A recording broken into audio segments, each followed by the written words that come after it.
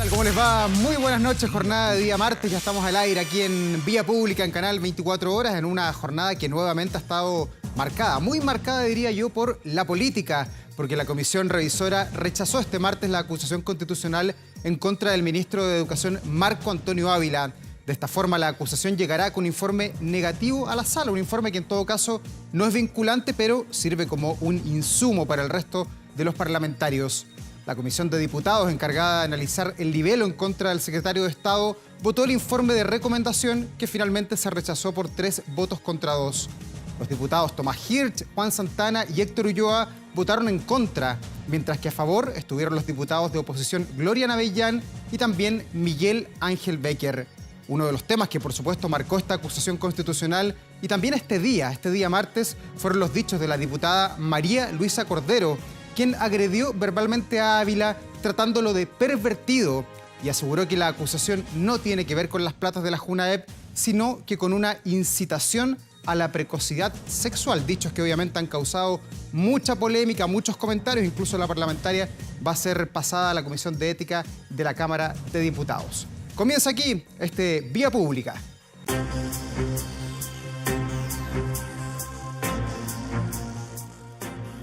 Por supuesto, vamos a comenzar con la política que se ha tomado la jornada y también las últimas semanas con todo el caso Convenios, también con la acusación constitucional. Y como cada semana nos acompaña aquí en el estudio Rodrigo Arellano de la Universidad del Desarrollo. Bienvenido, Rodrigo. Muy buenas noches, Davor. Qué gusto estar de nuevo contigo. Muchas gracias. Mucho tiempo que no estábamos juntos. Gracias. Y bienvenido, Marco Moreno, también de la Universidad Central. Hola, Davor. Buenas noches. Bueno, quedan pocas horas para la acusación constitucional para que se vote en la sala finalmente. ¿Se va a rechazar o no? ¿Cuál es la mirada que tienen ustedes después de todo esto que ha pasado con la doctora Cordero y un montón de ingredientes más de este día? Yo tengo la sensación de que esta acusación, sobre todo en las últimas horas, no solamente por las palabras de la diputada Cordero, sino que además también la participación en la comisión de la, no sé si directora o encargada del Observatorio Legislativo. Marcela Aranda. Marcela Aranda.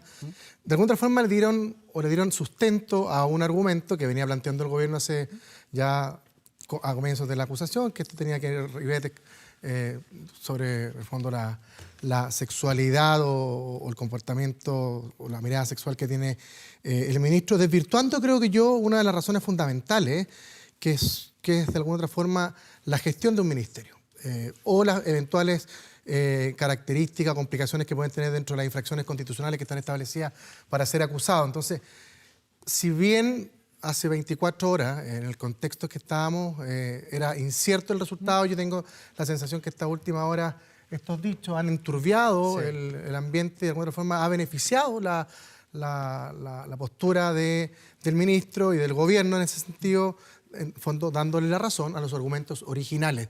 Y creo que de alguna otra forma lamentable, porque aquí quiere una buena oportunidad también para cuestionar un ministerio o un ministro que desde la mirada que tengo yo no ha cumplido con la gestión encomendada, que es de fondo hacer el rol o mejorar la educación del país. Marco, ¿y cómo lo ves tú? ¿Se salva solo por errores de la oposición al ministro Marco Antonio Ávila o no tenía sustento derechamente estos 7 capítulos? No, claramente yo creo que la discusión sobre el mérito, ¿no?, de la acusación era algo que nunca hasta ahora ha quedado suficientemente claro, ¿no? No parece no haber los elementos necesarios para que desde el punto de vista del mérito esta se pueda llevar adelante. Coincido con Rodrigo que de alguna manera tocó techo el número de diputados de la oposición que estaría pensando en acusar constitucionalmente, aprobar la acusación el día de mañana, por los dichos de la diputada Cordero y de esta señora Marcela Aranda, que de alguna manera vienen a profundizar un tema que genera cierta sensibilidad, ¿no? Yo creo que eso ha sido visto como un error por parte de la propia oposición. No es nuevo, porque esto ya venía insinuándose hace varios días, ¿no? Desde que partió la acusación constitucional, y creo que de alguna manera eso podría ayudar al ministro a poder zafar de este libelo, ¿no? Recordemos que son los acusadores los que tienen que tener la mitad más uno de los diputados presentes en la sala. Ojo, con los diputados presentes en la sala. Y que en este caso el acusado, el ministro, le bastaría solo con empatar ¿no es cierto?, esa votación. Por lo tanto, hay un tecnicismo que hay que tener también en cuenta porque hay varios diputados y diputadas que están ausentes, ya sea porque están fuera del país u otros porque están con una Con situación licencia médica. de licencia médica. Hay un diputado demócrata cristiano que en las últimas horas, ¿no es cierto?, también el diputado Barría está pasando por una situación muy compleja y por lo tanto evidentemente él no va a estar mañana, ¿no?, junto a otros parlamentarios y eso hace complicado el tema del pareo también, ¿no? Sí. Rodrigo, ¿y cómo lo ves tú? Si se rechaza mañana la acusación al ministro Marco Antonio Ávila, ¿gana el gobierno del presidente Gabriel Boric? ¿Le va a servir esto para traer un poco de aguas más tranquilas luego de estas 3 semanas muy convulsas? Yo creo que de alguna otra forma puede desvirtuar o puede movilizar la agenda. Yo no creo que esto tranquilice las aguas. Esta acusación se da en un contexto, yo creo que estamos viviendo desde el punto de vista político, quizás la peor crisis que ha vivido el gobierno, incluso más allá de las 2 derrotas electorales, por el tema de los convenios, el traspaso a estas fundaciones con poco expertise o con trato directo, etc. Por lo tanto, yo tengo la sensación que independiente del resultado del día de mañana, el escenario futuro del gobierno siempre va a ser complicado en la medida que no se zanje este otro, que la verdad que ha copado la discusión, la agenda, y esto ha sido como una especie de isla entre medio de una discusión que es bastante más macro. Entonces, sale la acusación constitucional y yo creo que vamos a volver otra vez con fuerza a la discusión de los convenios, a la permanencia del ministro Montes, ministro Jackson dentro del gabinete. Ya. Marco, ¿y tú crees que se viene ahora una nueva acusación constitucional, esta vez por segunda vez ya contra el ministro Giorgio Jackson, si es que esto se termina mañana finalmente contra el ministro Ávila? Se viene ahora una acción contra el ministro Jackson que al parecer encarna todas las culpas, todos los males, de acuerdo a las voces que hemos escuchado estos días. Sí, o sea, es un argumento político, pero desde el punto de vista de la infracción no es menos claro en el caso del ministro Jackson en relación con el tema convenios, fundaciones, porque no tendría un rol directo, ¿no es cierto?, en esta situación. O sea, podría ser responsable políticamente, pero es difícil llevar adelante una acusación cuando otra vez, ¿no es cierto?, no se configurarían los elementos desde el punto de vista del mérito, de la infracción a la Constitución o alguna de sus normas. Por lo tanto, lo veo complicado desde ese punto de vista. Lo único que podría gatillar una situación que fuera en ese sentido sería que la acusación mañana avanzara al Senado, ¿no?, que se aprobara la acusación, que avanzara al Senado, y ese escenario es muy complicado para el gobierno, para el propio ministro Ávila. La renuncia eventualmente de él, si llegara a esa instancia, gatillaría probablemente un efecto sobre el gabinete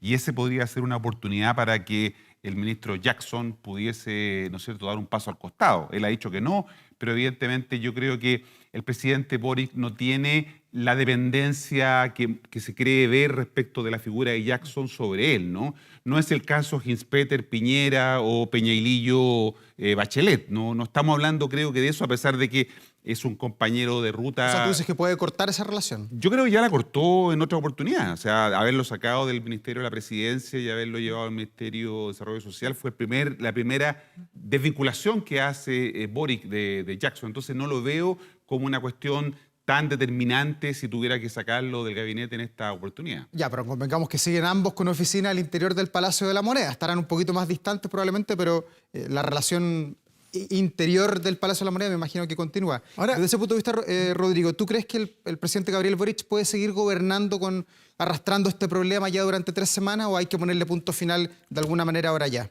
Yo cada día veo que es más insostenible la presencia del ministro Montes y el ministro Jackson dentro del gabinete. ¿De ambos? De ambos, sí. Cada día más antecedentes, cada día más fundaciones, cada día más vínculos cercanos o a RD o familiares. Entonces, esto ha sido una bola de nieve en que la Fiscalía incluso ha tomado un rol con redes criminales, que el Contralor también ha dado su opinión. Y a medida que avanzan los días nos enteramos de nuevos hechos, nuevos tratos, nuevos convenios. Y si el ministro Jackson empieza a verse más involucrado, yo creo que se hace bastante más insostenible. O sea, yo a esta altura creo que la permanencia del ministro Montes es como un acto de gracia del presidente Boric. Es bastante poco razonable un ministro que bajo su dirección y gobierno se hayan desviado esta cantidad de fondos. Pero no es bueno que él con su experiencia siga a cargo de esto porque ya fue desvinculada la subsecretaria, 2 seremis, Carlos Montes tiene una probidad que está ahí en el servicio público, diputado, que las señales senador. Políticas son muy relevantes y cuando hay un desvío de esa magnitud de fondos a fundaciones y no resulta responsable el jefe de la cartera, se hace insostenible. Yo creo que ya la cuenta corriente del ministro Montes, desde mi punto de vista, está acabada hace bastante tiempo y yo creo que la del ministro Jackson está al límite. Marco, y para arreglar todo esto, tratar de enderezar al gobierno para poder seguir gobernando, quedan más de 2 años todavía, ¿Tiene que haber un acuerdo entre la derecha y la izquierda, entre la oposición y el oficialismo, como hubo en algún minuto en el caso Mobgate, en el gobierno de Ricardo Lagos? Bueno, en esa oportunidad lo que fue un acuerdo político, yo creo que esto se parece más a lo que pasó durante el gobierno de Bachelet con la comisión Engel, ¿no? Que fue la comisión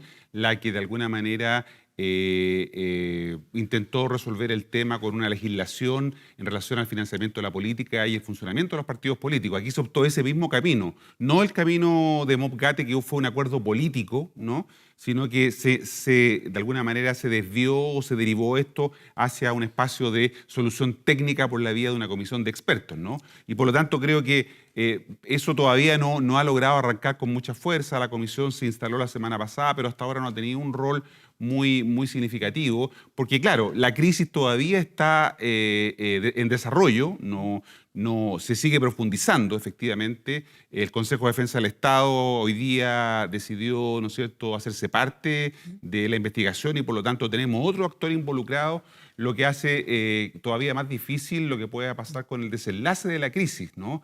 Primero tiene que tener una solución política y esa solución política no se ve todavía con mucha claridad y por lo tanto creo que está todavía muy lejos de que se pueda llegar a un acuerdo como los que se dieron entre el presidente Lago y Pablo Longueira en ese minuto, Sí. que arribaron a un acuerdo político. Yo no veo todavía esa posibilidad de acuerdo político entre gobierno y oposición. Rodrigo. Además que el gobierno, perdona, no lo ha buscado. Sí. Rodrigo, y viendo a los actores involucrados hoy día, vemos que está muy friccionada la relación entre Revolución Democrática y el Partido Socialista. ¿Cuánto más aguanta el prestigio del Partido Socialista, los ministros del Partido Socialista, aguantando esta crisis que se va conociendo por capítulo y donde las mellas en el prestigio apuntan a estos partidos que son más antiguos, más tradicionales, como el PS? Yo creo que el Partido Socialista ha tenido una actitud acorde con lo que electoral y políticamente le conviene. En el fondo ha sido observante, crítico y acompañando. Ellos de alguna forma también tienen que cuidar la figura del ministro Montes, por lo tanto también tienen un juego involucrado dentro de él. Entonces, desde ese punto de vista, un rol muy activo, muy crítico, pese a las discusiones internas que todos sabemos que ha tenido la presidenta con los asesores del gobierno. Ellos también tienen que tener cierta distancia porque uno de sus capitales dentro del gabinete está involucrado. Pero esa relación poder-almas, miradas diferentes, mientras el gobierno siga de alguna otra forma sosteniendo un electorado hasta el minuto que ha sido bastante leal al presidente y que le asegura de alguna forma la representación dentro de él, yo veo difícil que se genere una fricción tan profunda. Hubo una oportunidad hace un par de meses atrás con el tema del indulto y con la lista que se conformó para la convención y finalmente el Partido Socialista optó por seguir la línea fija con el gobierno.